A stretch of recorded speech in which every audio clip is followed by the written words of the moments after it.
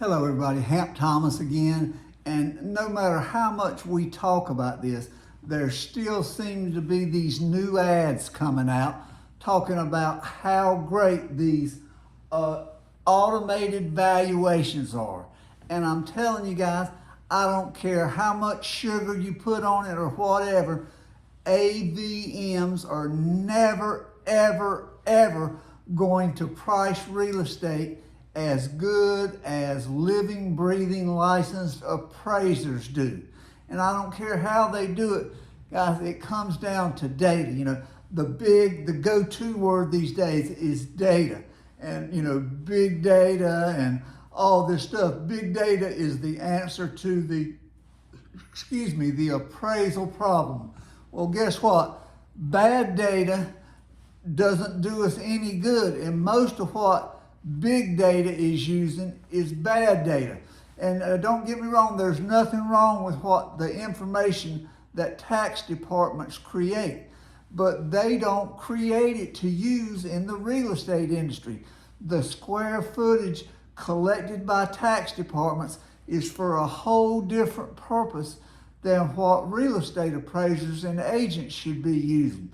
And if these automated valuations models come in and they use a value based on a price per square foot formula, and that square foot formula is wrong, guess what kind of value you get? Wrong value. Too low, too high, doesn't matter, it's going to be wrong. Ask Zillow how they did. You know, we're talking about billions of dollars, yes, with a B, billions of dollars in loss because they trusted their logarithm, whatever you want to call them. It still comes down to a price per square foot formula, and you put bad data in it, you cannot get good data. And they're trying, you know, Fannie Mae and everybody is trying to convince the public that computers are going to value real estate better than appraisers. It's not going to happen, not today, not ever. And think about a real estate transaction, you know. Who has to profit from a real estate transaction? What does an appraiser do? An appraiser gets paid a fee. It doesn't matter whether the value comes in low, high, or somewhere in between. They get paid for their opinion of value, to give you the best job and try to look out for consumer protection. But all those with a vested interest in a successful real estate transaction, you know, if the sale closes, they get paid. They're the ones promoting these automated valuations model. Wrong, that's a bad plan, guys. Realtors, lenders, a lot of buyers and sellers, you know, they are promoting the use of these computer valuations.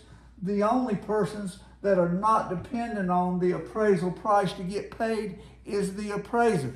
You got one watchdog in the mortgage practice, the mortgage lending world, and that is a licensed, breathing, thinking, local real estate appraiser. And no computer is ever going to change that, guys. And you talk about automated valuation models, look up how well Zillow did with buying real estate using their own logarithm and how much money they lost buying real estate.